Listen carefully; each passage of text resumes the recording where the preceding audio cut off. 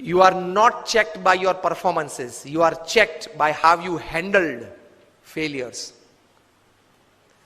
Fortune 500 के बारे में तो आपने सबने सुना है ना, Fortune 500 कंपनीज, उसमें से कहीं सीईओस को मैं मिला हूं। नेशनल इंटरनेशनल सेमिनार्स में हम मंच पे साथ में रहे हैं। अभी 2 साल पहले शिव खेरा और हम लोग साथ में थे। बहुत अच्छी बातचीत, वार्तालाप हम मंच पे बैठे तब हुआ था। बड़े बड़े सीईओस को मैंने पूछा है, मल्टीनेशनल कंपनीज के सीईओस को, कि the person to whom you are paying more than 10 crore rupees per annum in salary, what do you ask them in their interviews? तो एक बड़े मल्टीनेशनल कंपनी के सीईओ ने मुझे पूछा था कि Swami, this is the first time I am asked this, कभी हमने ये नहीं सोचा था। मैंने बोला कि क्योंकि कई एग्जीक्यूटिव्स हैं, उनकी एनुअल तनख्वाह है 50 करोड़ 100 करोड़। मैं जागृत अवस्था में बोल रहा हूं।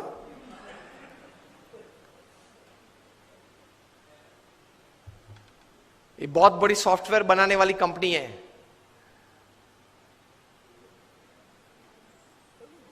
हाँ, इन्फोसिस नहीं, इंडियन कंपनी है, अमेरिकन कंपनी है।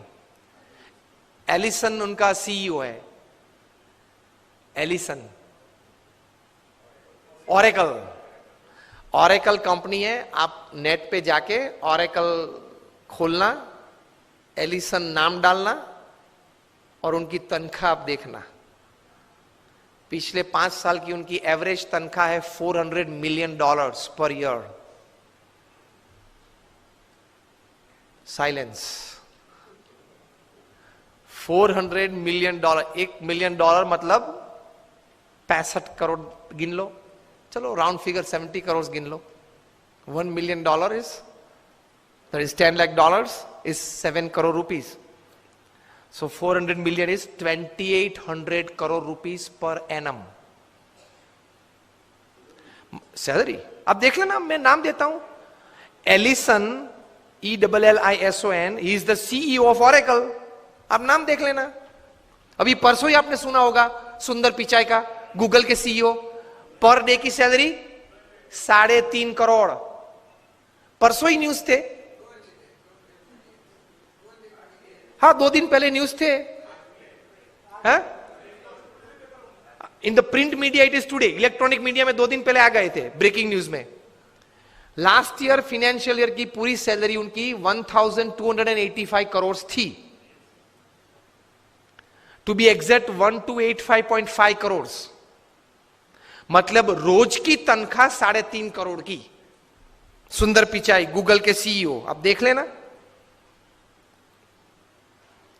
मैंने इनको पूछा, इनकी एमएनसी की टर्नओवर थी 2.5 लाख करोड़ की। हम दिल्ली में एक फंक्शन में साथ में थे, मंच पे बैठे थे। मैंने उनको पूछा कि दोज एग्जीक्यूटिव्स हुम यू पे मोर देन 10 करोड़ और 25 करोड़, उनको इंटरव्यू में आप पूछते क्या हो? क्योंकि उनके पास डिग्रीज तो एक्स्ट्रा ऑर्डिनरी है। He is a double MBA from LSE और हार्वर्ड। एकेडमिक्स तो पूछना नहीं है। इतनी बड़ी तनख्वाह देते हो तो वो 10-15 साल का अनुभव तो है उसको। 10-15 साल में उसने 50,000 करोड़ 1 लाख करोड़ मैनेज किए हैं, हर साल टर्नओवर किया है। ऐसी कंपनीज में ही बड़ी बड़ी पोजीशंस में वे रहे हैं। तो उनको नेटवर्किंग में पूछना नहीं है, एडमिनिस्ट्रेशन में पूछना नहीं है, HR में पूछना नहीं है, मैनेजमेंट में पूछना नहीं है, ग्रोथ के बारे में आपकी क्या सोच है वो पूछना नहीं है। आप पूछते क्या हो उनको इंटरव्यू में? उन्होंने मुझे एक बहुत अच्छी बात बताई कि स्वामी जी, इन कक्षा के लोगों को, जिनको हम ये प्रकार की तनख्वाह देते हैं, उनको इंटरव्यू में एक ही प्रश्न पूछते। I was like very surprised. मैंने बोला एक ही प्रश्न पूछते हो? कहा? और उनका उत्तर वे 20-25 मिनट तक देते हैं, तभी उत्तर पूरा बनता है। That was more surprising. I said, what do you ask? He said, हम एक ही प्रश्न पूछते और ये पूछते हैं, describe a big failure in your life and how did you handle it? प्रश्न क्या पूछते हैं इन कक्षा के लोगों को?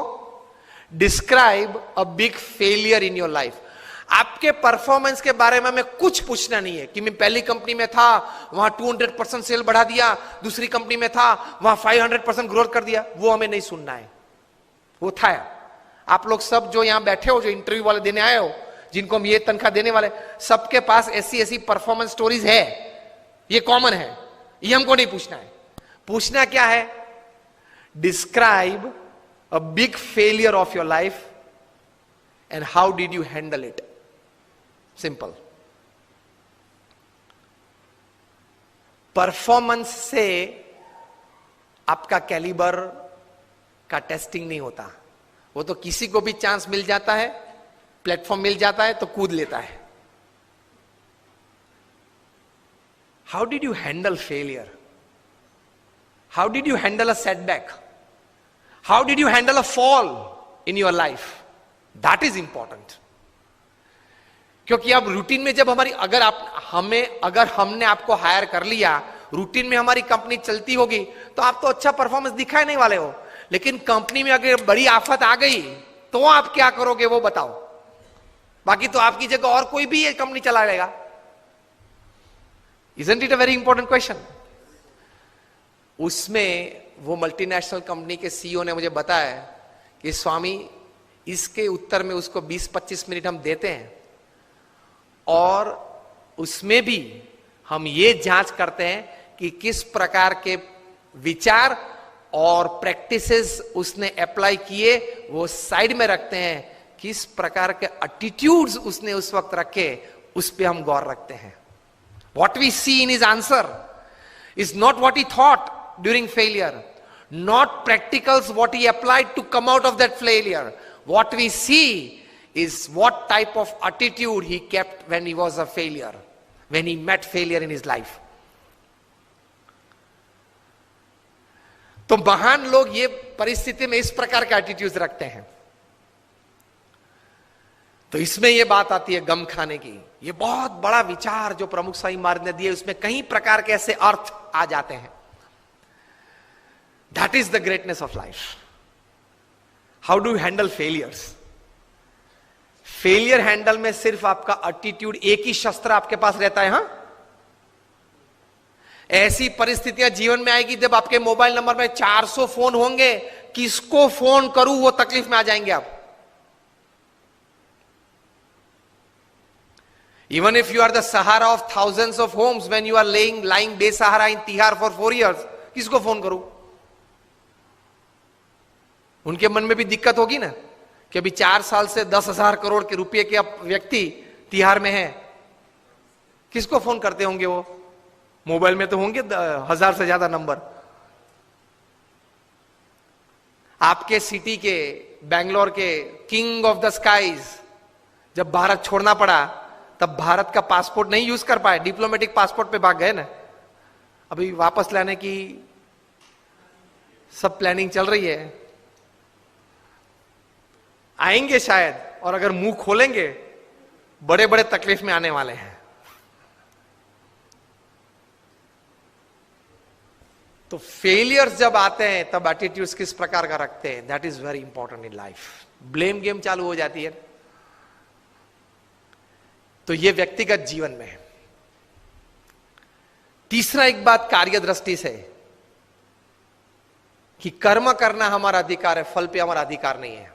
If there are 100 things which are in your control that you can effect the end result, there are 1000 factors which are not in your control which can negatively effect the end result. Yes और no?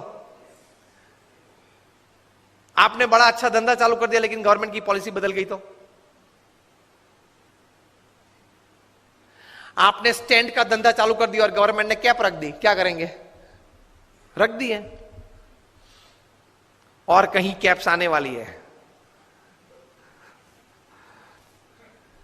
मतलब there are thousands of factors which are not in your control which can actually effect the end result. इसलिए श्रीमद् भगवद गीता में भगवान श्री कृष्ण ने लिखा है कि you do your job in the best knowledge and the best practices that you have, and result Lord Krishna says I will decide. आपके पूर्व के जो कर्म हैं, आपने जिस भावना से वो कर्म किया है, जिस स्वार्थ से वो कर्म किया है, जिस एक दोनों को धक्का मार के आगे निकल गए हो, वो सब भी गिनती में तो लेना पड़ेगा ना। वो सब वो हिसाब से फाइनल रिजल्ट आता है। अगर ये बात को समझ ले तो आप कभी डिप्रेशन में नहीं आओगे।